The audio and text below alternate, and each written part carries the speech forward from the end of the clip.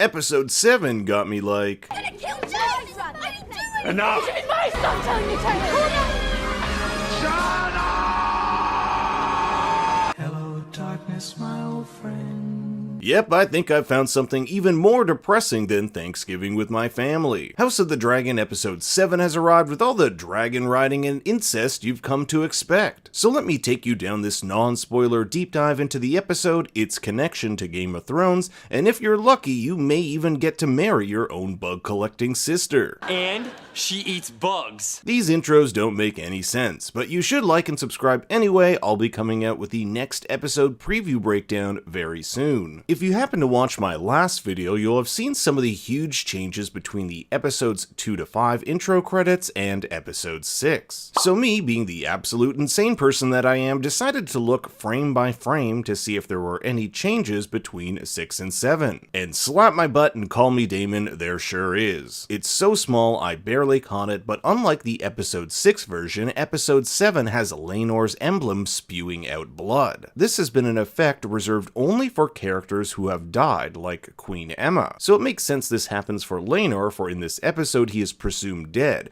even though he's now living his best life across the narrow sea in San Francisco. Whereas episode 6 started with the sounds of childbirth, episode 7 starts with the ocean. We're at Driftmark, the ancestral home of House Velaryon. The stone casket of Laena Velaryon, who ordered her dragon Vhagar to burn her last episode, is prepared to be dropped into the sea, a Velaryon custom. Whereas the Targaryens burn their dead, like we saw with Emma and baby Balon in episode 1, the Velaryons return them to the sea. Her tomb is dropped into the water, where there are several others around. Conducting the ceremony is Corlys Velaryon's brother Vaemond, who also joined Corlys and Laenor in the battle for the Stepstones. In the book, Vaemond is Corlys's nephew, but they've changed it to brother for the show. One of the things I loved about this episode was how director Miguel Sapochnik, who also directed famous Game of Thrones episodes like Battle of the Bastards, shot these small glances between characters. Take for example this one between Vaemond and Daemon. Vaemond was pretty much ready to mutiny against Daemon when they fought together in the Stepstones. Laena's body is brought back to the Merling King, the god of the Narrow Sea, whom it is said gave the Velaryons the Driftwood throne. And the whole gang is here, from Loras the Rat and even Otto Hightower, who is once again Hand of the King after Lionel Strong was fired. You may have noticed this line from Vaemond where he talks about Velaryon blood runs thick, then looks sharply at Jace and Luke. He knows they're not really Laenor's kids, and when he says their blood must never run thin, Daemon lets out a laugh. It looks as though some salt is thrown on the casket as it's launched into the water, and Aegon here looks just about as bored as he was watching Jace tame his dragon. Just make sure not to give him a room with an open window. There are also 5 dragons in this particular shot. We have Rhaenyra's Syrax, this dragon who is either Dreamfire or Meleys, Daemon's Caraxes, Laenor's Seasmoke, and this little guy who I'm guessing by his size and proximity to the wake below is Baela's dragon Moondancer, who is said to have been pale green with pearl horns. We also know from this shot later in the episode as the king's ship departs that 3 dragons are from Alicent's children, Vhagar, Dreamfire, and Aegon's dragon, who we haven't really seen yet, Sunfire. And just as Rhaenyra walked into the hunting party of episode 3 alone, so too does she here. There are so many interesting power dynamics going on. We have Alicent giving Rhaenyra the look at this bitch look, while Laenor takes a completely normal dip in the sea. Corlys will later task Sir Carl Corey with retrieving his lover, who is really making a drunken fool of himself. Speaking of drunks, no not me, there's Aegon II slamming back wine like me during Frosh Week. We learn that he is betrothed to his own sister Helaena. I guess Rhaenyra's proposal to wed her son Jace to Helaena was rejected. Aegon isn't too pleased with this arrangement. His sister is weird and plays with bugs all the time, but Aemon said he'd totally bang his sister if it meant doing his duty and strengthening the family. Rhaenyra, seeing that Laena's children are all alone, asks Jace to say something nice to his cousins, but he too is also mourning. He lost his true father, Sir Harwin Strong, to that fire at Harrenhal. This is a fire Rhaenyra will later attribute to a curse, for it is said that since the time of Aegon the Conqueror, countless houses have met their end there under mysterious circumstances. If you go to the Ice and Fire wiki, you can see just how many strange things have happened there over time. In In this particular case, we know it wasn't a curse that caused this fire, rather Loras Strong's tongueless men. That just sounds like a really bad porno. Rhaenyra essentially tells Jace to suck it up. The Velaryons are their kin and the Strongs are not. I found it to be a pretty callous thing for a woman who just lost her baby daddy. Jace will eventually go over to his cousins and doesn't have to say a word, just his presence is a small comfort. Speaking of something that's not comfortable, Loras staring at Alicent like the guy who won't leave you alone at the bar. Sir Criston tells us that he's the new Lord of Harrenhal, so it seems his motivation for killing his own father and brother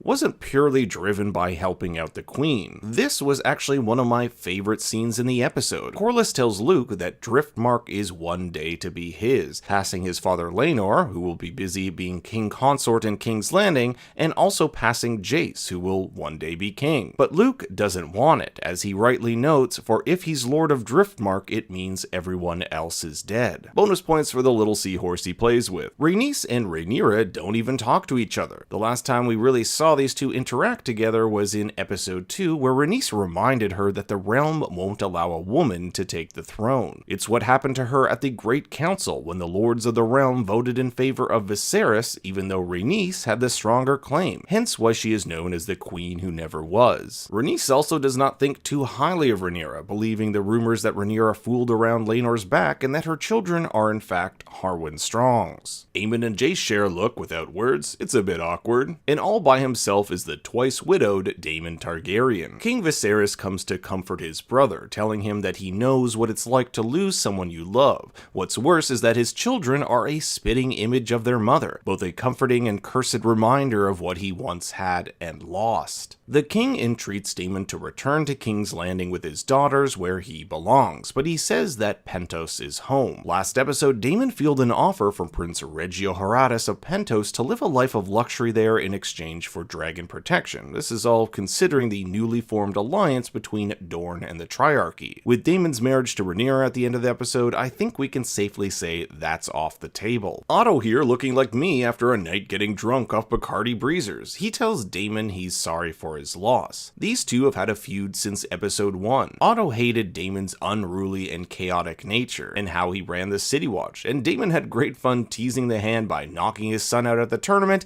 and asking for Alicent's favor. And it looks as though much hasn't changed, for Daemon says of Otto, no matter how fat the leech grows, it always wants for another meal. As Viserys makes his way to bed, you can make out this structure in the distance. I can't tell for sure, but it might be Sharp Point, the seat of House Bar Emmon in the Crownlands. I'm constantly impressed at the attention to detail the creators of the show have put in. Poor Viserys calls his wife by his ex-wife's name, Emma, and everyone around him is like, don't say anything. Otto catches his grandson Aegon passed out along the castle walls. It's one of the few times we've seen Otto lash out in anger. He's usually extremely composed, but this is not behavior fitting of a king. This scene also serves a secondary purpose, setting up Aegon as being too drunk when the eventual kitty brawl takes place. Aemond, the kind of loner that he is, sees Vhagar among the clouds. With Laena dead, Vhagar is without a rider. We've already seen how Aemond yearns to claim a dragon, and in this episode, he gets his chance. Among the dunes of Driftmark, Aemon ventures toward the oldest and largest of the living dragons. It's a tense scene of whether the dragon will allow the young boy to claim him, but eventually he does. In the book, things happen a bit differently. It's actually a 3-year-old Prince Joffrey, the child who Rhaenyra gave birth to last episode, who catches Aemon getting close to the dragon, and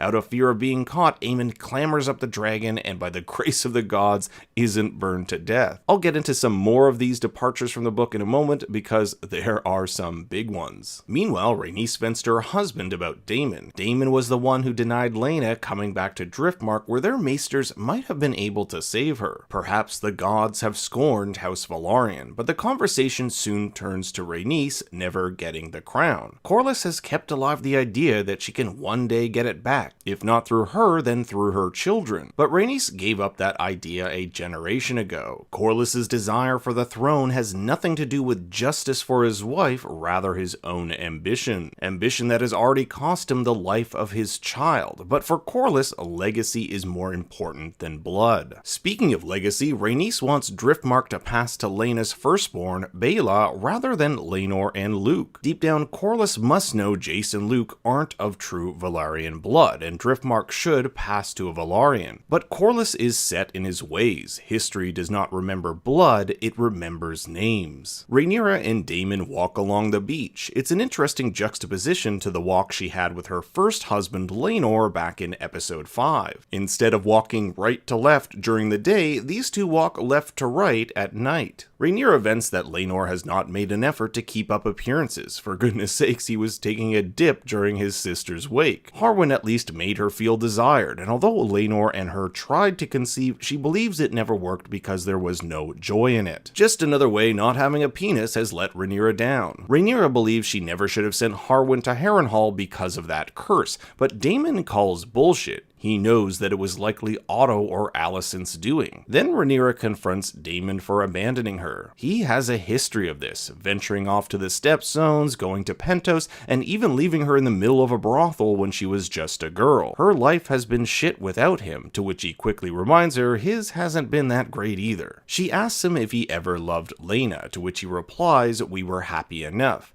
I'm not exactly sure we can take anything he says about his love life to Rhaenyra at face value. As Alicent said about Daemon in episode 4, and I'm paraphrasing here, when have you ever known Daemon not to lie? Because nothing turns someone on more than a funeral, Rhaenyra puts the moves on her uncle, and Daemon's like, Have sex, my answer yes. I find it pretty interesting that their lovemaking occurs among a shipwreck, a metaphor for the wreck that is their lives. Daemon's back is littered with scars from his years of battle, and I can only hope Rhaenyra doesn't have another child, or else...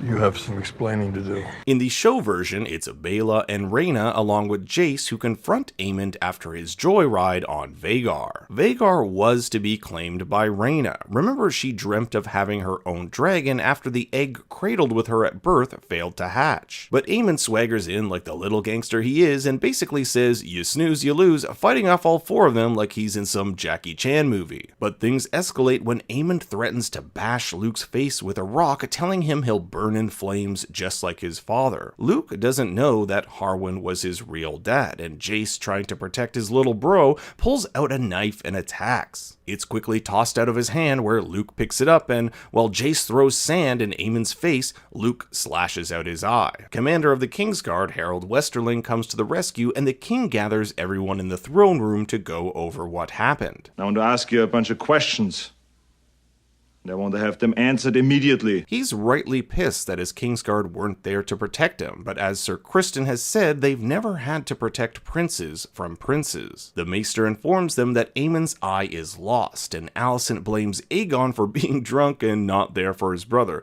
Alicent, where were you? It's pretty sad to see how this feud between Rhaenyra and Alicent has now rooted itself into their children. The king is told that Jake's and Luke's legitimacy was called into question, something Rhaenyra calls the highest of treasons. But where has Aemond heard such slander? Obviously his mother, however he knows he can't rat her out, instead calling out his brother. The poor dude was just trying to nurse a hangover. Aegon says a line plucked straight out of the book regarding Jace and Luke's true parentage.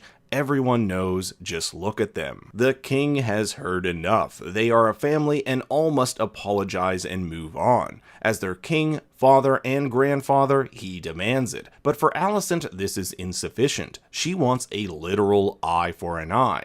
Luke's for Aemond's, even going so far as to order Sir Criston to take it out and give it to her. Ay caramba. The king settles things down and all seems good until Alicent reaches for the cat's paw dagger and attacks Rhaenyra. This is a powder keg ready to go off, and thank God this didn't turn into a bloodbath. You have the king's guards not really knowing who to protect. On the one hand you have the queen, and the other the princess who is heir to the throne. And for a moment it looks like we're in this stalemate when anyone could have come in and helped helped take Alicent off the princess. Kristen was going to step in, but thankfully Daemon sees to that. He also has beef with the man he once called Sir Crispin after being defeated by him in the tournament from episode 1. It's here we get to see Alicent vent her true frustrations. She has been nothing but the dutiful queen, upholding her family, the law, and sacrificing everything while Rhaenyra has been able to do anything she wants, having affairs and bastard children. And Rhaenyra jests, saying that it must be exhausting hiding under her cloak of righteousness, and now everyone can see Alicent for who she truly is. Alicent slices Rhaenyra's forearm and a hush falls among the crowd. Alicent herself can't believe what she did. Aemon tells everyone that he may have lost an eye, but he gained a dragon, something Otto will later echo, saying that dragon is worth 1,000 times the price he paid. You'd think Otto would come in and berate his daughter for what she did, but the opposite is true. She has finally shown him she has what it takes to get Aegon on that throne. For years, Otto has tried to show Alicent who Rhaenyra truly is, but Alicent pushed back. Now she's out for blood, literally. Fortunately, being the queen has its perks. She'll face no repercussions for what she did to the princess. Unfortunately for Rhaenyra, she'll have a permanent scar on her arm for the rest of her life. And look who showed up being like, Sorry I'm late. Did I miss anything? and Rhaenyra has the best roast of the episode. I should have been there.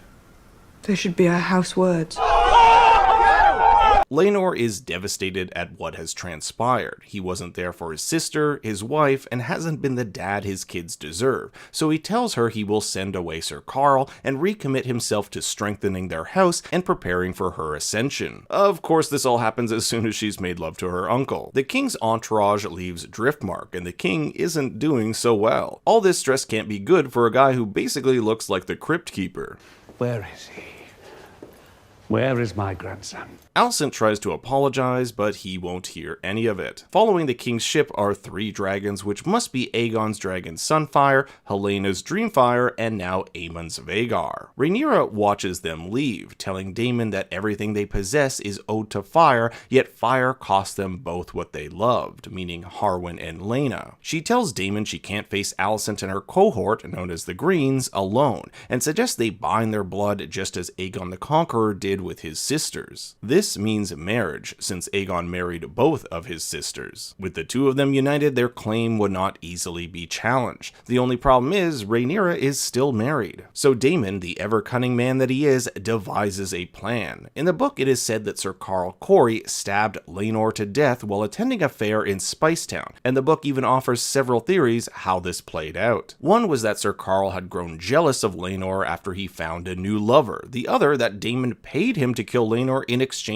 for extravagant wealth, for it was known that Sir Carl had a lord's taste and a peasant's purse. The show, however, paints a much more deceptive tale. Daemon pays Sir Carl not to kill Laenor, but aid in faking his death. First, Carl and Laenor make sure there's a witness to this duel, a young page. Then a decoy body is substituted for Laenor's while Carl and Laenor venture across the narrow sea to start a new life together. We even see Laenor having shaved off his iconic white hair. This is a win-win for everyone except Laenor's parents, who now believe both their children gone. On the other hand, Rhaenyra gets to take Daemon as her husband, and Laenor gets to live his own life. On the king's ship, Larys creeps his way back to Alicent, offering to, quote, balance the scales, should the queen seek revenge for her son. If there's anyone that could make that happen, it's Larys. Alicent knows that Larys could be a strong ally, telling him his devotion has not gone by unnoticed. There will be a day when she'll need someone with his skills and discretion. Meanwhile, Daemon and Rhaenyra are wed in relative secrecy, with only a high priest, maester, and their children in attendance. Not much is known about this Valyrian marriage rite, only that the book describes the ceremony as a wedding of blood and fire. This particular marriage takes place on Dragonstone, and even a blade of dragon glass, native to Dragonstone, is used in the ceremony. In the book, Rhaenyra is 23 and her uncle 39. It's gonna be a little bit suspicious when the day after your husband was supposedly killed, you go on and marry your uncle. Rhaenyra actually expresses these concerns to Daemon, but he's okay with it.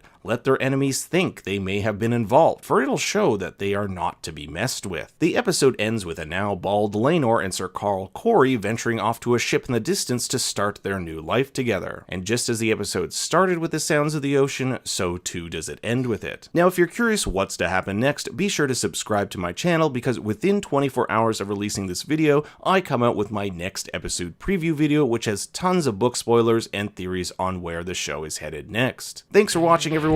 Be sure to like and subscribe, and let me know what you thought of the episode below. Until next time, remember, I should have been there. There should be our house words.